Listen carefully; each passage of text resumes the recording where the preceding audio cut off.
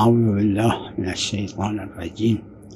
بسم الله الرحمن الرحيم اعوذ باللہ من الشیطان الرجیم بسم اللہ الرحمن الرحیم۔ تعزیات و تسلیات عرض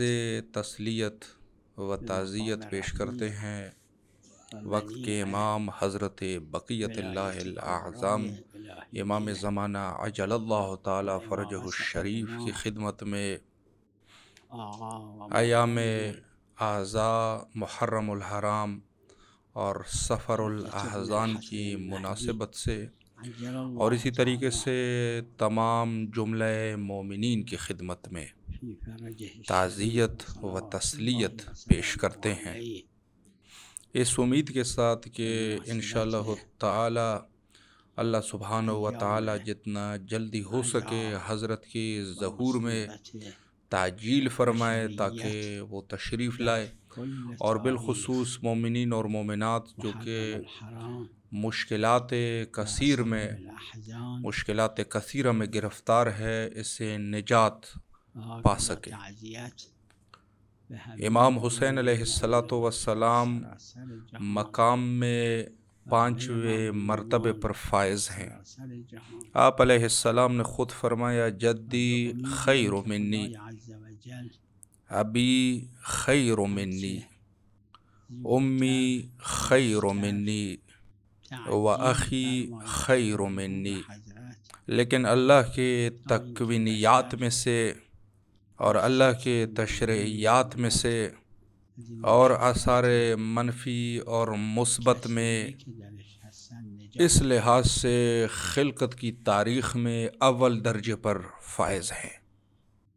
جہاں تک یہ لکھا جا چکا ہے الخصائصۃ الحسینیہ، اور جہاں تک میں نے دیکھا اس تحریر میں یہ 10% ہوں گے ان چیزوں کی بنسبت جو میں نے زیارات، روایات اور دیگر جگہوں پہ ملاحظہ کیے ہیں۔ خصائصۃ الحسینیہ، کبھی تو کلمہ خود خصیصہ ہے، اس میں سے ایک خصیصہ ہے۔ میں ان میں سے کچھ آپ کے لیے پڑھنا چاہوں گا، اور میں امید کرتا ہوں کہ انشاءاللہ العزیز یہ جتنی بھی خصائص ہے جو حضرت سید شہداء علیہ السلام کے ہیں، مخصوصاً جوان مومنین اور جوان مومنات انشاءاللہ اس امر میں سعی کریں گے ان خصائص کو روایات، زیارات اور ان سب چیزوں سے جمع کریں اور ان کو لکھیں، اور اس میں سے جو چیز ہمارے پاس معصومین علیہم السلام کی طرف سے موجود ہے، ہو سکتا ہے کہ یہ 10 جلد کتاب کی شکل اختیار کر جائے۔ البتہ جہاں تک میرے تحقیقات کا تعلق ہے، اور اس لحاظ سے تکویناً اور تشریعاً منفی اور مثبت میں اللہ سبحانہ و تعالیٰ نے کچھ ایسے خصائص سید شہداء علیہ السلام کے لیے خاص کر دیے، بلکہ خود سید شہداء علیہ السلام کے علاوہ آپ کے شعائر کے ساتھ، بلکہ بعض چھوٹی سطح پہ ایسی چیز اللہ نے امام حسین علیہ السلام کے لیے خاص کر دی ہے جو ان 4 معصومین علیہ السلام جو افضل ہیں ان کے لیے قرار نہیں دیا۔ البتہ یہ امام حسین علیہ السلام کی فضیلت پہ دلالت نہیں کرتا، اس میں کوئی شک نہیں کہ وہ 4 افضل ہیں جو خود امام حسین علیہ السلام نے فرمایا۔ البتہ جہاں اللہ سبحانہ و تعالیٰ نے تکویناً تشریعاً اس طریقے سے امام حسین علیہ السلام کے لیے ان خصائص کو قرار دیا، تو پھر ہماری کیا ذمہ داری بنتی ہے کہ ہم کیا کریں؟ تو جہاں تک ہم کر سکتے ہیں، ہماری عقل جہاں تک پہنچتی ہے، جہاں ہماری طاقت ہے، البتہ اس میں کوئی شک نہیں ہے کہ قصور تو ہے، ما سوائے کچھ استثناءات کے، غیر معصومین میں سے۔ بس جہاں تک ہو سکے ہم تقصیر یعنی کمی جو ہے وہ کم کریں، اور جہاں تک حضرت رسالت مآب صلی اللہ علیہ وآلہ کہ فرمائشات جو امام حسین علیہ الصلوۃ والسلام کے بارے میں ہے، حتیٰ وہ شخص جو منفی کوئی عمل کرے وہ نہیں بلکہ اس سے بالاتر۔ رسول اللہ صلی اللہ علیہ وآلہ نے فرمایا اللہم اخذل، آپ یہاں پہ اخذل اس کو لغت میں آپ ذرا ملاحظہ کیجئے کہ اس کا کیا معنی ہے۔ شاید ہو سکتا ہے فارسی میں ان کا ہم یہی معنی کرے جیسے بے تفاوتی یعنی بے فکری۔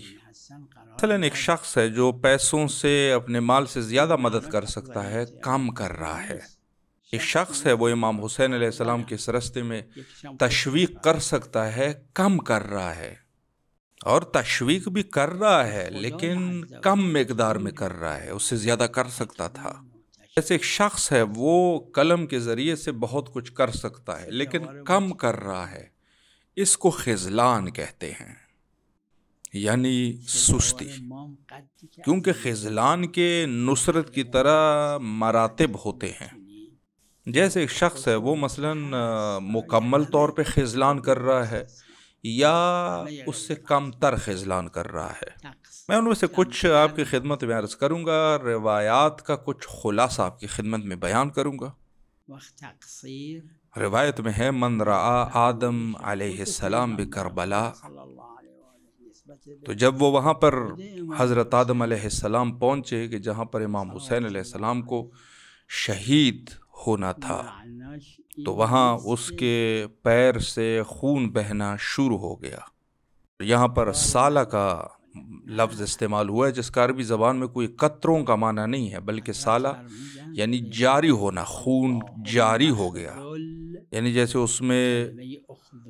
بڑا زخم جو ہے وہ ہوا اور اس سے خون جاری ہوا۔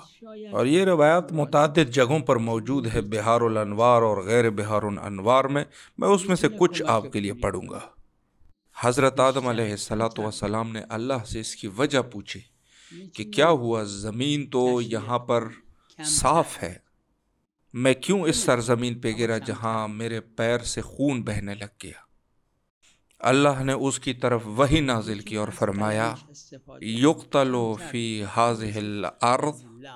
ولدک الحسین علیہ السلام، فرمایا یہاں آپ کا بیٹا امام حسین علیہ السلام شہید ہوں گے، اور یہاں پر اس وجہ سے آپ سے خون جاری ہوا تاکہ اس کے ساتھ آپ کا خون بھی ملحق ہو جائے۔ فرمایا یہاں آپ کے فرزند امام حسین علیہ السلام کا خون بہے گا، ہم نے چاہا کہ تیرا بھی یہاں پر خون بہہ جائے۔ ہمارے پاس صحیح روایات موجود ہے، کیا رسول اللہ صلی اللہ علیہ وآلہ شہید نہیں ہوئے؟ کیا امیر المومنین علیہ السلام شہید نہیں ہوئے؟ کیا حضرت زہرا سلام اللہ علیہ شہید نہیں ہوئی؟ امام حسن مجتبیٰ علیہ السلام کیا شہید نہیں ہوئے؟ یہ چار ہستیاں امام حسین علیہ السلام سے بافضیلت ہے، کیا یہ سب شہید نہیں ہوئے؟ کیا جو کچھ کربلا میں اللہ نے کیا وہ مدینہ میں بھی ہوا،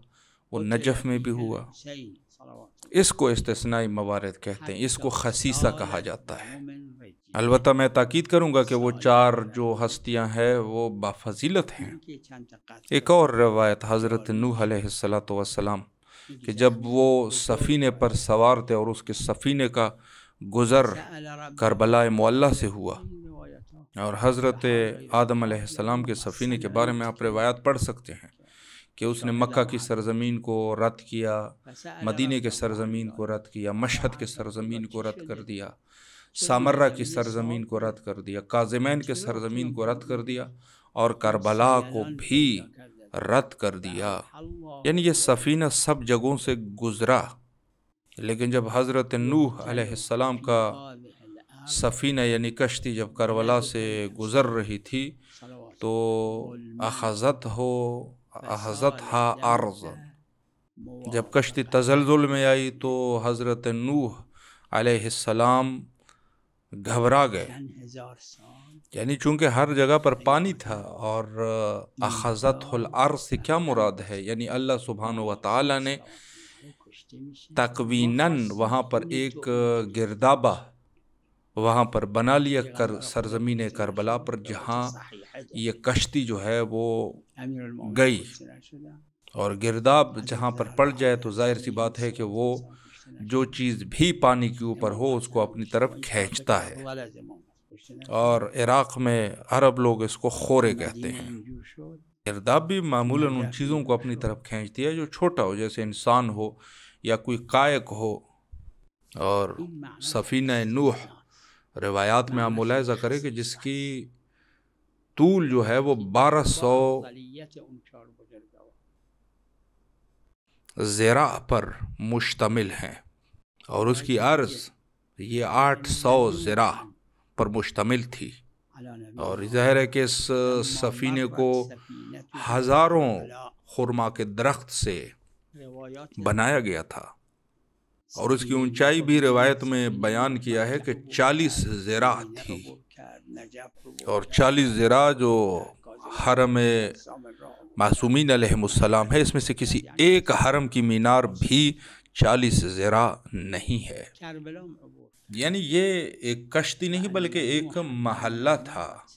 پھر آپ اندازہ لگائیں کہ یہ کتنا بڑا گردابہ ہوگا کہ اتنی بڑی کشتی جو ہے وہ اپنی طرف کھینچے اور حضرت نوح علیہ السلام گھبرا جائے۔ اور اس میں ظاہر ہے کہ حیوان تھے، انسان تھے، تو وہ گھبرا گئے کہ یہ کیا سب جو ہے اس میں کہیں غرق نہ ہو جائے۔ ایک ایسا گردابہ جو پورے روئے زمین پہ ایسا گردابہ نہ ہو۔ جہاں سرزمین مکہ مکرمہ کا تعلق ہے تو وہاں پر چاروں طرف جو ہے وہ پہاڑیاں ہے، اور یہ کشتی جو ہے وہاں سے گزر گئی۔ جہاں پر گردابہ ہوتا ہے تو ظاہر سی بات ہے کہ وہ ایک ایسی جگہ پہ ہو جو جگہ جو ہے پانی اس میں پڑ جائے، اور پھر جو ہے گہری جگہ ہو۔ اتنے بڑے پہاڑیوں سے، ابو کویس کی پہاڑیوں سے یہ کشتی جو ہے وہ گزر گئی، اور اس میں کوئی شک نہیں ہے کہ جہاں سے وہ گزر رہا تھا یہ کشتی،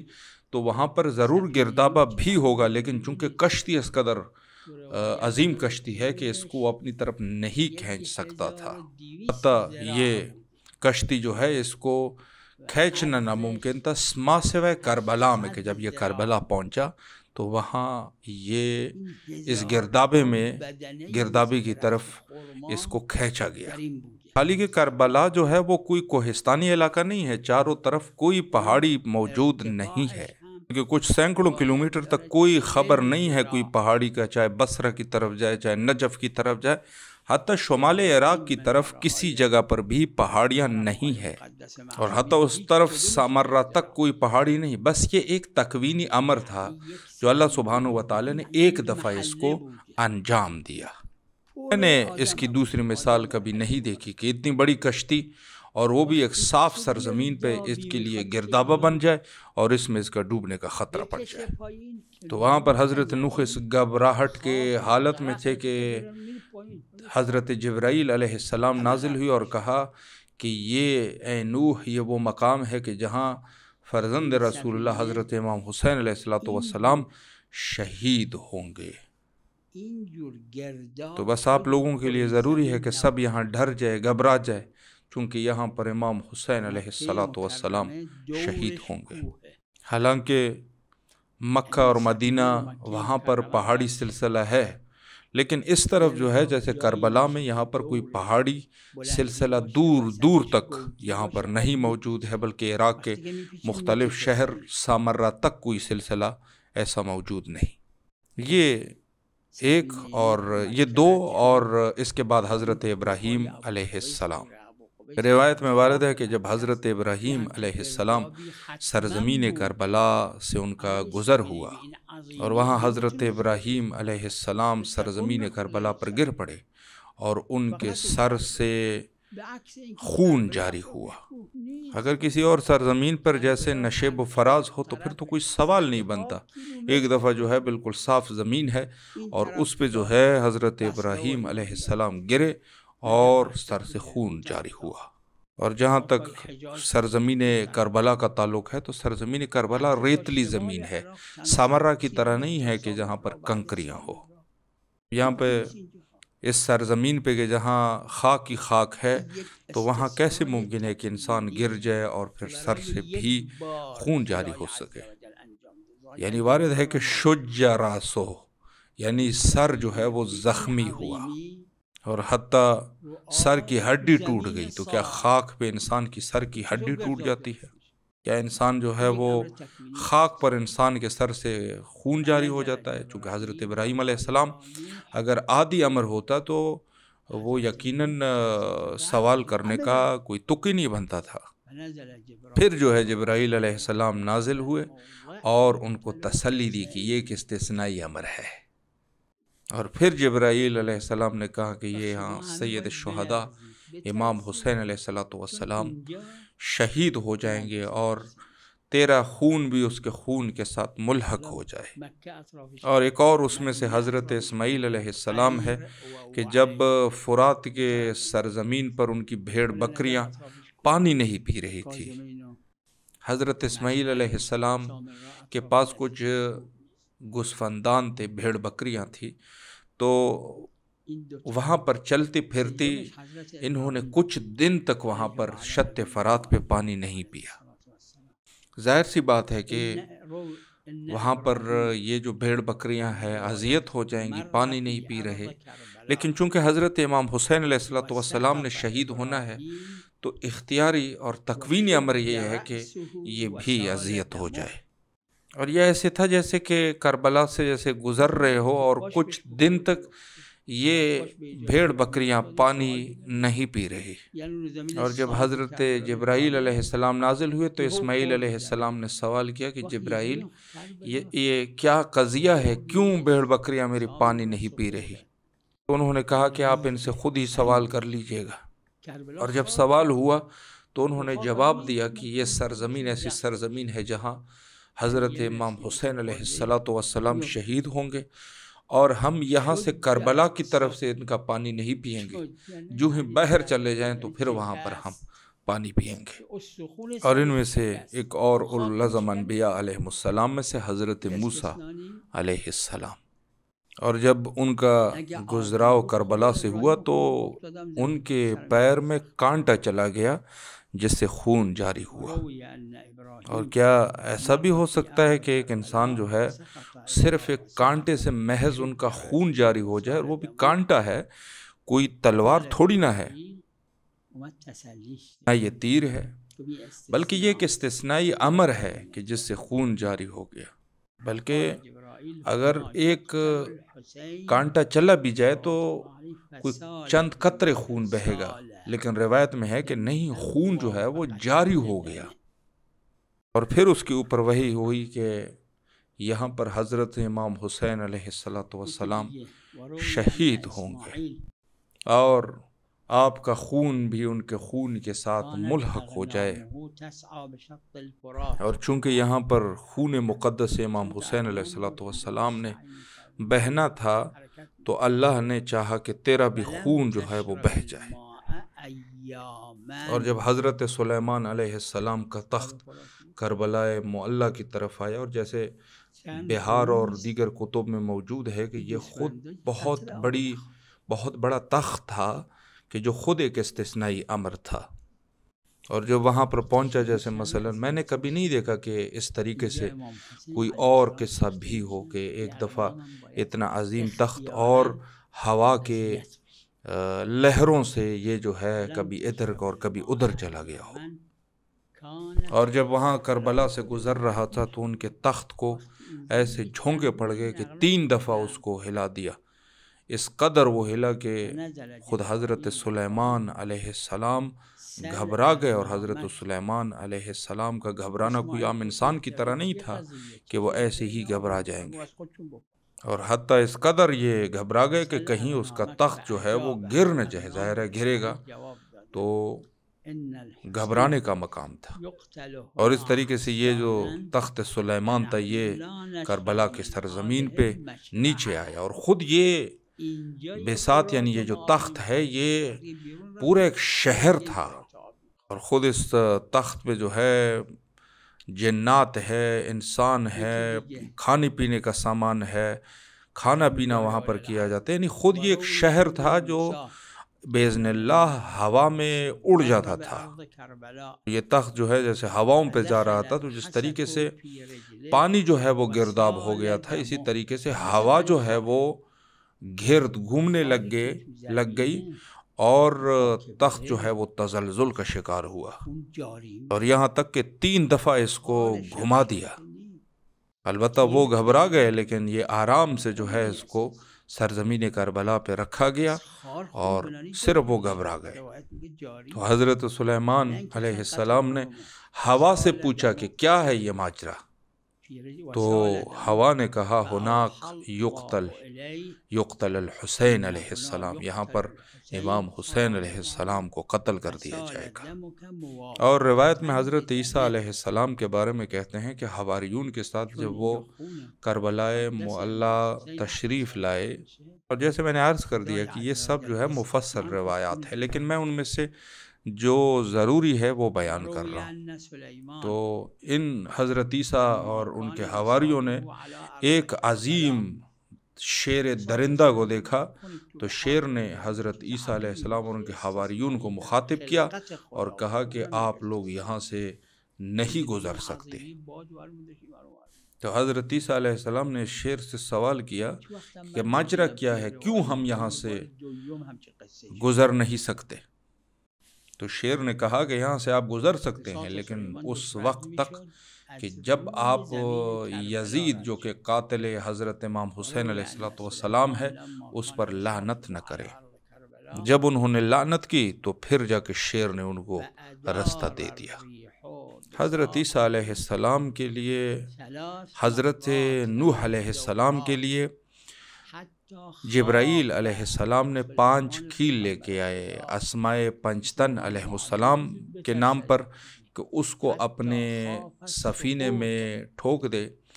اور اس سے جو ہے وہ امان پالیں گے۔ کہا کہ یہ پہلا کھیل حضرت رسالت مآب صلی اللہ علیہ وآلہ کے نام پہ ہے، دوسرا حضرت امیر المومنین علیہ السلام کے نام پر ہے، تیسرا حضرت زہرا سلام اللہ علیہ کے نام پہ ہے، چوتھا حضرت امام حسن مجتبی علیہ السلام کے نام پہ ہے، اور یہ 5واں حضرت امام حسین علیہ السلام کے نام پر ہے۔ جب حضرت نوح علیہ السلام ان کھیلوں کو اپنے کشتی میں ٹھوک رہے تھے تو اس وقت دیکھا کہ یہ 4 کھیل جو ہے یہ خشک تھے اور 5واں کھیل جو ہے یہ تر ہے۔ تو حضرت نوح علیہ السلام نے جبرائیل علیہ السلام سے سوال کیا کہ اس کا ماجرا کیا، کیوں یہ تر ہے؟ تو جبرائیل علیہ السلام نے کہا کہ یہ خون امام حسین علیہ السلام سے تر ہے۔ یعنی سب جو ہے وہ شہید ہوئے، حضرت امیر المومنین علیہ السلام، حضرت زہرا سلام اللہ علیہ، حضرت امام حسن مجتبی علیہ السلام، سب شہید ہوئے، لیکن یہ جو ہے اس قسم کے کسی کے لیے نہیں ہے، یہ صرف امام حسین علیہ السلام کے لیے ہے، اس کے لیے خاص ہے۔ اور حتیٰ روایت میں موجود ہے کہ حور العین جو ہے انہوں نے جنت میں ماتم شروع کر دیا، حتیٰ یہ چیزیں دوسروں کے لیے نہیں ہے۔ حضرت امیر المومنین علیہ السلام کی شہادت ہے، حضرت زہرا سلام اللہ علیہ کی شہادت ہے، باقی ان شہادتوں پر ایسا کچھ نہیں ہے، یہ صرف امام حسین علیہ السلام کے لیے۔ اور حتیٰ کہا کہ وَبَقَّتِ السَّمَاءُ وَالْأَرْضُ، بلکہ آسمان اور زمین جو ہے وہ امام حسین علیہ السلام پہ روئے، کہ کہا کہ آسمان اور زمین اور اس میں سے جو ہے وہ سب جو ہے وہ روئے۔ اور حتیٰ کسی نے حضرت امیر المومنین علیہ السلام سے سوال کیا کہ فرشتے کتنے ہیں؟ تو حضرت نے فرمایا کہ تراب یعنی مٹی کے ذرات کے برابر ہے۔ حضرت نے نہ مٹی نہ پتھر کا کہا اور نہ ریت کا کہا، بلکہ کہا کہ مٹی کے ذرات کے برابر ہے۔ اصلا اگر ایک مٹھی خاک کو بھی اٹھا دیا جائے تو اس میں کتنے ہزار ذرات ہوں گے، پھر آپ اندازہ لگائے کہ یہ کتنا ہو سکتا ہے۔ اور کہا کہ زمین اور آسمان روئے اور اس میں سے جو کچھ ہے آسمانوں میں جو ہے وہ سب امام حسین علیہ السلام پر گریہ کیا۔ اور وہ جنان سے مراد یعنی در و دیوار اور یہ سب چیزیں انہوں نے بھی امام حسین علیہ السلام پر گریہ کیا، اور یہ روایات میں موجود ہیں۔ اور حتیٰ پہاڑوں نے، بلکہ پہاڑوں سے مراد یعنی جو چیزیں اونچی ہے، سب نے امام حسین علیہ السلام پر گریہ کیا۔ سب دریاؤں نے امام حسین علیہ السلام پہ گریہ کیا، یعنی جتنی بھی پانی ہے سب نے امام پر گریہ کیا۔ کہا کہ جو حیوانات دریاؤں میں رہتے ہیں ان سب نے گریہ کیا،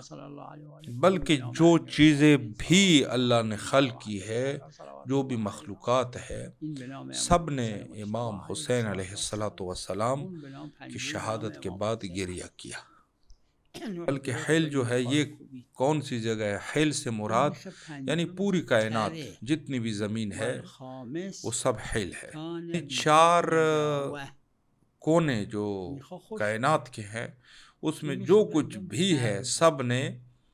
امام حسین علیہ السلام پہ گریہ کیا۔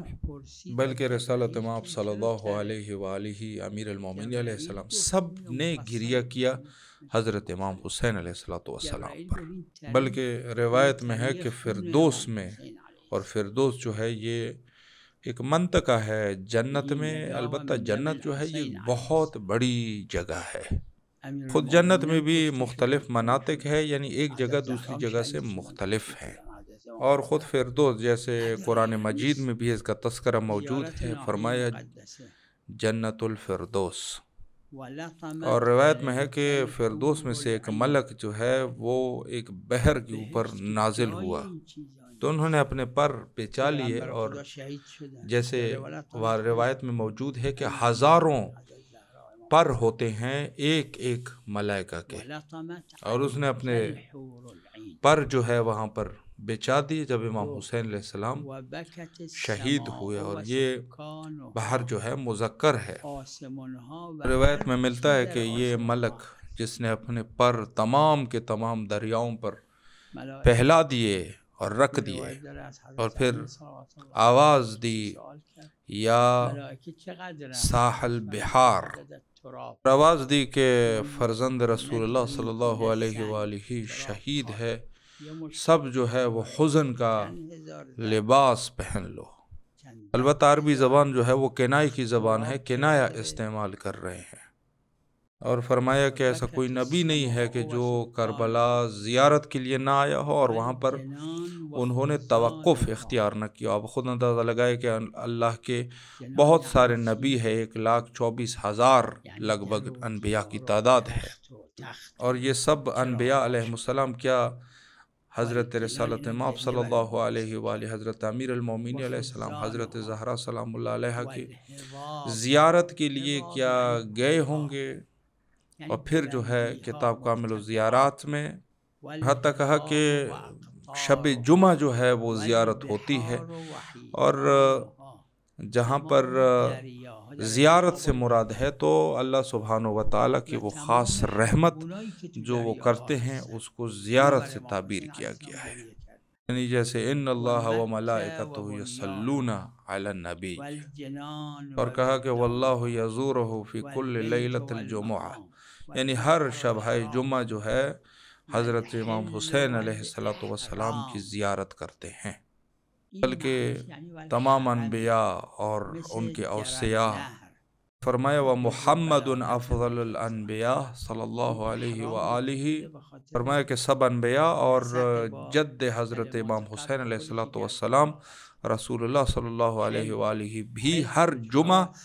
زیارت امام حسین علیہ السلام کے لیے تشریف لاتے ہیں۔ اور حضرت امام صادق علیہ السلام نے فرمایا کہ ہم جو ہے وہ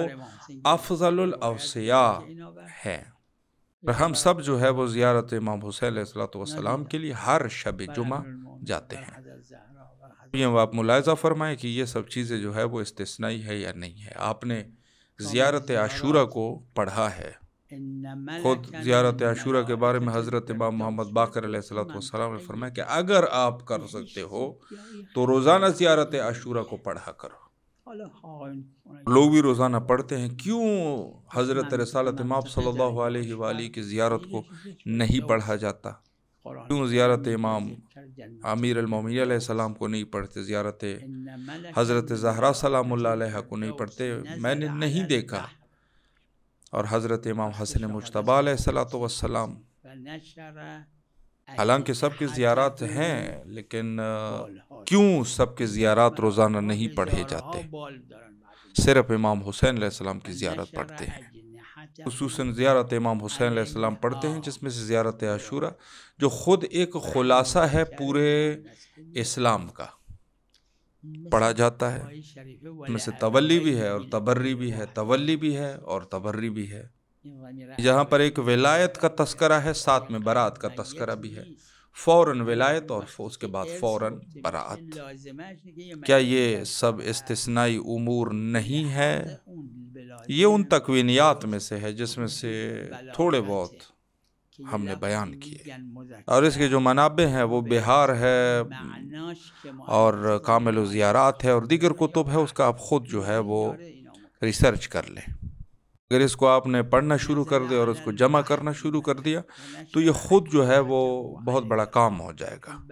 لیکن جہاں پر تشریعات کا تعلق ہے اس میں سے بھی میں ایک دو آپ کی خدمت میں بیان کرتا ہوں۔ اس میں سے ایک تربت حضرت امام حسین علیہ السلام ہے، اور خود تربت امام حسین علیہ السلام شفا کے لیے، حالانکہ مٹی کا کھانا ذات خود جو ہے وہ حرام ہے،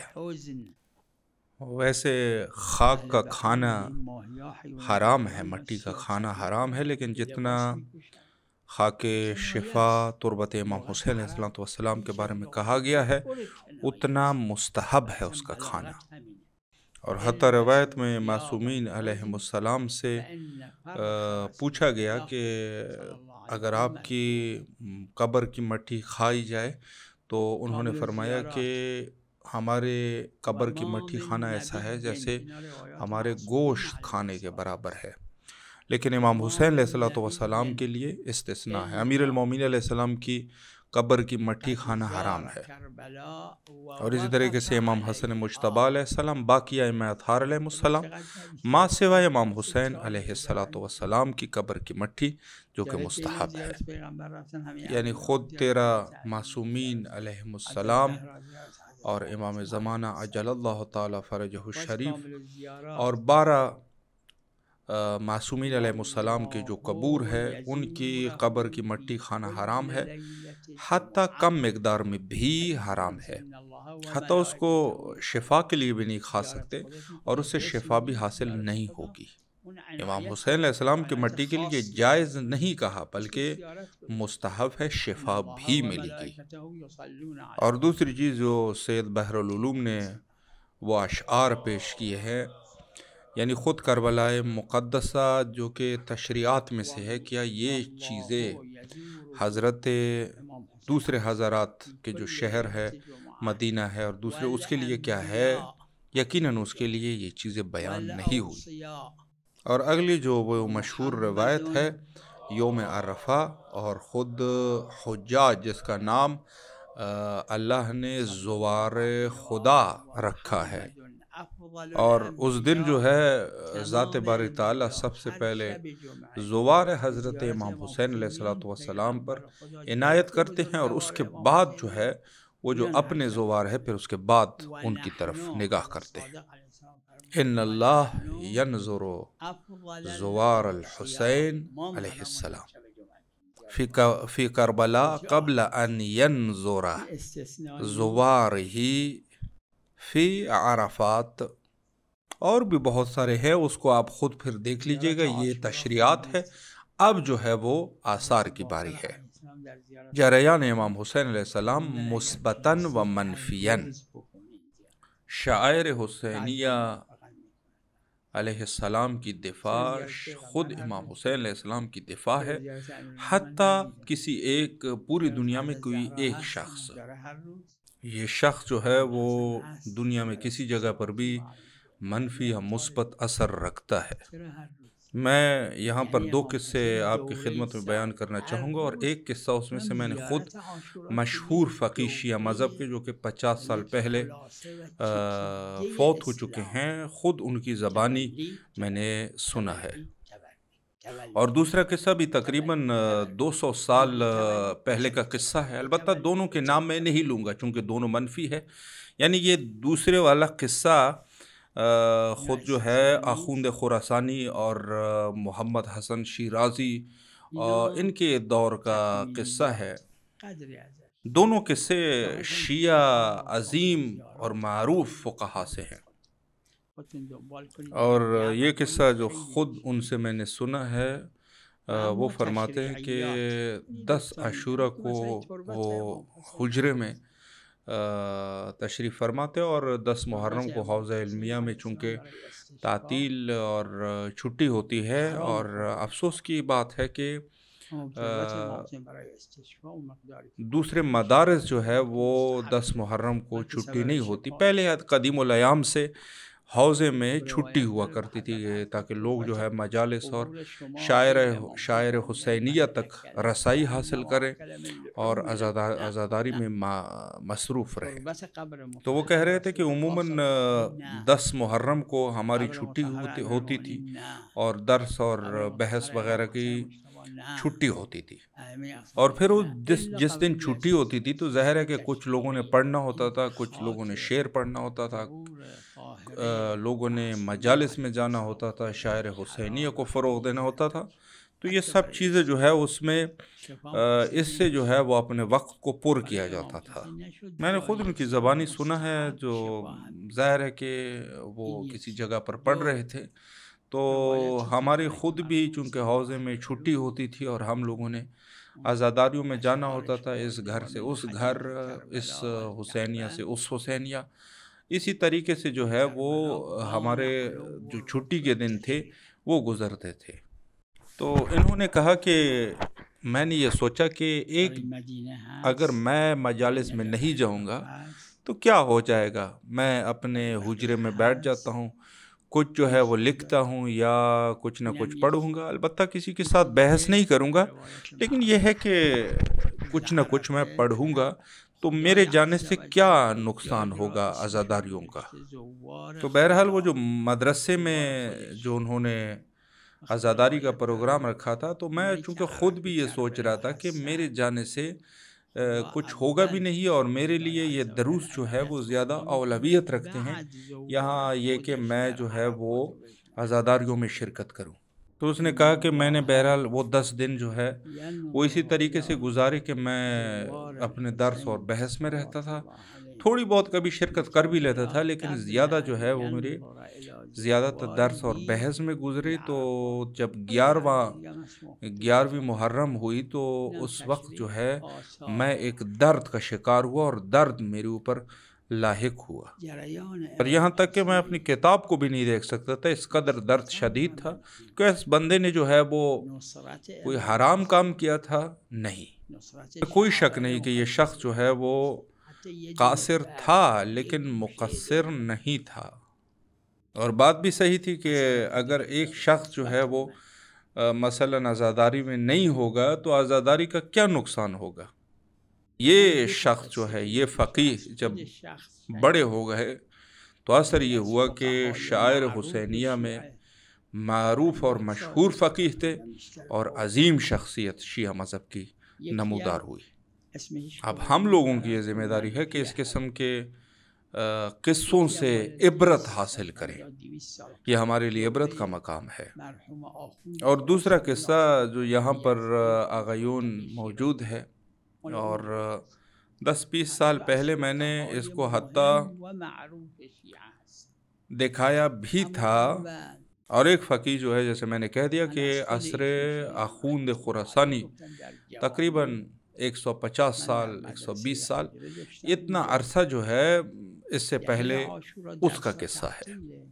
اور میں نے اس کتاب کو، اس کی ایک کتاب ہے جو میں نے علمی کتاب ہے، اور اس کتاب کا بھی میں نام نہیں لوں گا، البتہ میں نے اس کتاب کو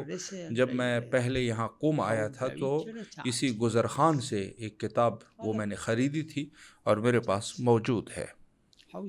کتاب بہت اچھی کتاب ہے، اور فقہائے شیعہ میں سے یہ شخصیت ہے جنہوں نے یہ علمی کتاب لکھی ہے۔ البتہ ظاہراً مرجع تقلید تو نہیں ہوئے تھے، یا اگر ہوئے بھی ہوں گے تو بہت مختصر عرصے کے لیے۔ پتہ علمی اعتبار سے وہ محمد حسن شیرازی اور آخوند خراسانی اور اس پوزیشن میں وہ تھے۔ اور کچھ سال پہلے جب میں نے کسی ایک بہت بڑے عالم کے سامنے، جو مرجع تقلید تھے، ان کے سامنے ایک مطلب بیان کیا تو اس نے مجھ سے پوچھا کہ یہ آپ نے کہاں دیکھا ہے، تو میں نے ان کو اس کتاب کا حوالہ دیا اور اس فقیہ کا، تو حتیٰ بڑی تعجب کی بات تھی کہ اس قدر عظیم مرجع تھے لیکن انہوں نے جو ہے حتیٰ اس کتاب کے بارے میں نہیں سنا تھا. حتیٰ اس عالم کے بعد والے جو فقہا ہے جیسے مرزا نعینی اور آغا عراقی جیسے لوگ تو انہوں نے ضرور اس کتاب کو دیکھا ہوگا اور لیکن اس کے بعد بھی انہوں نے کوئی مطلب اس کتاب سے نقل نہیں کی. تو میں بڑا تعجب کرتا ہوں کیونکہ ظاہر ہے کہ جب بھی کوئی عالم ایک اچھی کتاب لکھ دے اور اس کے بعد والے علماء جب آتے ہیں تو ظاہر ہے کہ اس سے جو ہے وہ استفادہ کرتے ہیں، لکھتے ہیں، نقل کرتے ہیں. لیکن بڑی تعجب کی بات ہے کہ حتیٰ آج تک میں نے نہیں دیکھا کہ کسی ایک فقیہ نے اس کتاب سے تھوڑا سا بھی کچھ نقل کیا ہو. ایک جگہ پہ میں نے پھر دیکھا تو میں یہی کہوں گا کہ وہ قصور تھا نہ کہ تقصیر. شاعر حسینیہ میں سے ایک چیز کو یہ فقیہ جو ہے مکروہ سمجھتے تھے. البتہ اس کے علاوہ بھی کچھ فقہا تھے جنہوں نے بعض شاعر کو مکروہ کہا ہے. اب اس کتاب میں یہ ایسے لکھتے ہیں کہ مثلا یہ فلاں شاعرہ جو کہ مکروہ ہے، حتیٰ امام حسین علیہ السلام کے لیے یہ شاعرہ بھی ہوا ہے لیکن اپنی کراہت جو ہے اس کی ابھی تک باقی ہے. کچھ اس طرح وہ لکھ رہے تھے. یعنی افسوس کا مقام تھا کہ ایک مثال جو ہے وہ کوئی اچھی مثال انہوں نے بیان نہیں کی تھی. حتیٰ اس کو بھی میں نقل نہیں کرنا چاہوں گا. اور حتیٰ پھر میں نے جو اپنی کتابوں میں اس کتاب سے جو چیزیں لکھی تھی وہ سب کو بھی میں نے اس کو بھی کراس کر دیا چونکہ میں جو ہے وہ گھبرا گیا کہ ایسا نہ ہو کہ کچھ چیزیں جو ہے وہ دوسرے لوگوں تک منتقل ہو سکے. اب یہ ہے کہ ایک کتاب ہے اس میں انہوں نے سینکڑوں مسائل علمی لکھے ہیں اور ایک جگہ غلطی بھی ہے لیکن میں بھی اس کو تقصیر جو ہے وہ سمجھوں گا، قصور سمجھوں گا نہ کہ تقصیر. اور انہوں نے بھی وہاں پر جو مثال دی تھی کہ یہ کراہت جو ہے وہ استحباب جو ہے یہ نہیں پہنچ سکتا بلکہ کراہت ہی رہے گی. مثال انہوں نے وہاں پر لکھی تھی. اب مثالیں تو بہت ساری ہے، کیوں یہ مثال آپ دے رہے ہیں؟ میں یہ سمجھتا ہوں کہ ان کی ناکامی کی وجہ یہی مثال بنی ہے.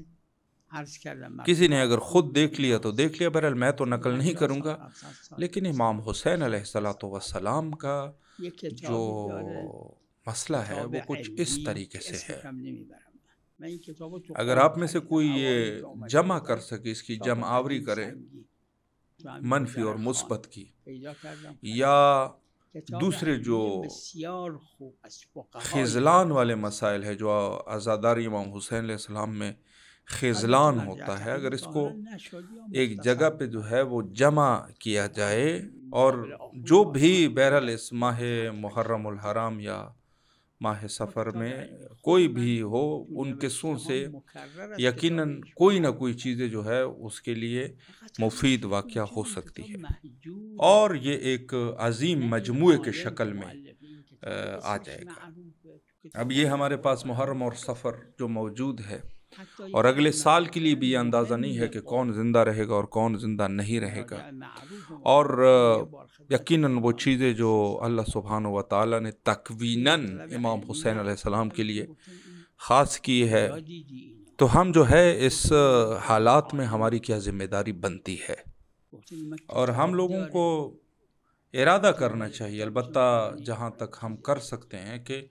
جو مثبت چیزیں ہیں امام حسین علیہ السلام کے حوالے سے اس میں جو ہے کوتاہی ہرگز نہ کریں. البتہ تقصیر اپنی جگہ پر ہے ہمارا، لیکن اس میں جو ہے زیادہ کوشش کرے کہ زیادہ تقصیر جو ہے وہ نہ کرے. اور حتیٰ ان ایام میں جیسے میں نے آپ کی خدمت میں بیان کیا کہ ایک شخص جو متدین ہے، اچھا آدمی ہے، فقیہ ہے، اگر 10 دن جو ہے وہ اس نیت سے نہ جائے کہ میرے جانے سے کیا فرق پڑے گا، تو پھر آپ دیکھتے ہیں کہ اس کو کیا ضرر اٹھانا پڑ سکتا ہے. اور حتیٰ اس نے خود کہا کہ یہ میں جس تکلیف سے دوچار ہوا ہوں یہ جو ہے وہ اس وجہ سے. اور ان کی تعداد جو ہے وہ کوئی 1-2 یا اتنے نہیں ہے بلکہ بہت سارے تعداد میں ہے. کوشش کرنی چاہیے کہ ہمارے جو جوان ہیں اور اس عنوان سے کہ ہم کوشش کریں جو دوسرے ممالک میں رہنے والے لوگ ہیں وَأَنَا مِنْ حسین کے قول کے بنا پر لوگ امام حسین علیہ السلام کی توسط سے حضرت رسالت مآب صلی اللہ علیہ وآلہ سے جڑ جائے، امیر المومنین علیہ السلام سے جڑ جائے، امام حسن مجتبیٰ علیہ السلام اور دیگر ائمہ اطہار علیہ السلام سے رابطہ وہ پیدا کر سکے، اور کوشش کرے مخصوصاً جوان طبقہ ہمارے کہ اپنی زندگی میں حتیٰ زیادہ نہ ہو تو ایک حسینیہ ضرور بنائے، اور وہ حسینیہ اور امام بارگاہ جو کہ مذہب شیعہ کا اور دین کا مرکز بن سکے، قرآن کا مرکز بن سکے، اور یہ حسینیہ جو کہ اخلاقیات کا، اہل بیت علیہ السلام کی تبلیغ کا، اللہ کی تبلیغ کا اور دیگر دینی تبلیغ کا مرکز بن سکے، اور یہ ہو سکتا ہے سال میں اگر تھوڑا تھوڑا کر کے آپ ہمت کریں گے تو ضرور یہ کام آپ کرنے میں کامیاب ہو جائیں گے۔ حتیٰ جو ہے وہ پیسوں کو جمع کر لیں، اگر پیسوں کو جمع نہیں کر سکتے قرض کر لیں، کوئی بھی طریقہ کر لیں، اور میں نے بہت سارے روایات دیکھے ہیں کہ اکثر معصومین علیہ السلام دنیا سے مقروض گئے ہیں، یعنی ان کے اوپر قرض تھا، تو جو وہ کھانا بھی ان کے پاس تھا وہ بھی قرض سے ہوتا تھا، قرض کا کھانا تھا، تو انہوں نے ایسی زندگی گزاری ہے، تو آپ امام حسین علیہ السلام کے لیے ایسا کریں، قرض لے لیں لیکن امام حسین علیہ السلام کے لیے امام بارگاہ بنائیں، اور حتیٰ پھر بعد میں جو ہے وہ زحمت اٹھائے، اس پیسوں کو جو ہے وہ اس کی ادائیگی کریں۔ بہرحال ہر شخص کے لیے ضروری اور لازمی ہے کہ اپنی زندگی میں ایک حسینیہ، ایک امام بارگاہ جو ہے وہ ضرور بنا کے جائیں، اور سب جو ہے وہ مخصوصاً ہمارے جوان ضرور جو ہے وہ حسینیے بنائے اور پوری دنیا کو حسینیوں سے اور امام بارگاہوں سے بھر دیں، اور مخصوصاً خواتین کے لیے جو ان کی تعداد زیادہ ہے مردوں کے بنسبت، کیوں ان کے لیے جو ہے وہ کوئی امام بارگاہ نہیں ہے، اور ایک خاتون جو ہے جوان خاتون، اس میں بھی اتنی ہی طاقت ہوتی ہے، اتنا ہی ان کی عقلی اعتبار سے اور غیرت کے اعتبار سے یہ سب چیزیں ہو سکتی ہے، اور کیوں جو ہے وہ خواتین کے لیے امام بارگاہوں کو تیار نہیں کیا جا سکتا، درحالی کے زیادہ ہونی چاہیے خواتین کی امام بارگاہیں، چونکہ ان کی تعداد جو ہے وہ مردوں سے زیادہ ہے، تو لہٰذا اس امر میں کوشش کرنی چاہیے، اور میں نے حتیٰ بیان بھی کیا ہے کہ یہ چیز جو ہے لازمی اور ضروری ہے۔ جس میں سے ایک شخص میرے پاس آیا تھا تو اس نے یہی کہا تھا کہ ہمارے ملک میں حسینیات جو ہے، جو امام بارگاہیں ہیں، مردوں کی امام بارگاہوں سے خواتین کے لیے امام بارگاہیں زیادہ ہے، تو میں نے ان کو کہا کہ بارک اللہ، یہ بہت ہی اچھا امر ہے کہ ہونا چاہیے، تاکہ جو امام بارگاہ خواتین کی اگر ہوگی تو وہ اس میں ظاہر ہے کہ آسانی سے عزاداری کر سکیں گے، اور ایسا نہ ہو کہ مجبور ہو جائے اور مردوں کی امام بارگاہوں میں آ جائیں اور وہاں پر پردے کے پشت پردہ بیٹھ جائے۔ ضروری ہے کہ اس امر میں خواتین، جہاں تک میری آواز جا رہی ہے، کوشش کرے اور اس چیز کو یقینی بنائے۔ دوسری چیز یہ کہ اور جو شخصی لڑائیاں ہوتی ہے اس کو جو ہے وہ عزاداری امام حسین علیہ السلام سے دور رکھے۔ کوئی ایسا نہ ہو کہ آپ جو ہے وہ اولاً تو یہ ہے کہ انسان بخش دے، اگر نہیں ہے تو پھر بھی ان چیزوں کو جو ہے وہ جو شخصی لڑائیاں ہیں، نزاع ہے، اس کو عزاداری امام حسین علیہ السلام حیات میں مواقع میں نہ لے کے آئیں۔ ایک شخص میرے پاس آیا عراق سے، تو انہوں نے کہا کہ ایک برا آدمی ہے اور وہ ہمارے پاس آتا ہے، تو لہٰذا اس کو ہم کیا کریں؟ تو ہم نے کہا حتماً اس کو آنے دے، اس کو آنا چاہیے، اور ہم نے کہا کہ اگر وہ آئے گا تو ٹھیک ہو جائے گا، اپنے قبیلے، عشیرے اور یہ سب چیزوں کے نزاع اور فساد کو جو ہے وہ عزاداری امام حسین علیہ السلام سے دور رکھے، تاکہ ہم جو ہے وہ ہمت کریں اور امام حسین علیہ السلام کی عزاداریوں کو مزید پر رونق بنا سکیں۔ شاعر حسینیہ میں سے ہمارے پاس ایک اربعین حسینی ہے، مخصوصاً وہ جوان جو دوسرے ممالک میں بیٹھے ہیں ابھی سے کوشش شروع کر لیں، اور تاکہ اس موقع تک ہم جو ہے وہ بہتر طریقے سے عزاداری اور اربعین کو منا سکیں۔ مخصوصاً اگر زیارت اربعین لوگوں کے لیے مفت ہو سکے، یعنی بغیر پیسوں کے لوگ زیارت کے لیے آ سکے. اور یہ ہو سکتا ہے اگر انسان جو ہے وہ کوشش کرے اور اس کام پر لگا رہے تو یقیناً وہ جو ہے ادھر ادھر سے کر کے انشاءاللہ یہ مسئلے کو حل کر سکے گا. جیسے ایک بندہ شادی جب اس کی نہیں ہوتی تو پھر وہ کیا کرتا ہے، کوشش کرتا ہے ایک طرف سے دوسری طرف اور اس کام کو یقینی بنا دیتا ہے. خود ہمارے پاس جو شعر عظیمہ ہے اربعین حسینی، اس کے لیے ضرور یہ کام کریں امام حسین علیہ الصلوۃ والسلام کے خاطر، تاکہ لوگ جو ہے وہ آسانی سے اس شعر کے مطابق زیارت کر سکے. یہ کام جو ہے وہ یقینی ہو سکے، آسان ہو سکے اور لوگ جو ہے وہ زیارت سے مستفید ہو سکے. امید کرتا ہوں اللہ آپ کے توفیقات خیر میں اضافہ فرمائے. میں سب کے لیے دعا گو ہوں اور آپ سب سے التماس دعا کرتا ہوں. وصلی اللہ علی محمد وآلہ طاہرین. وصلی اللہ علی محمد وآلہ الطاہرین.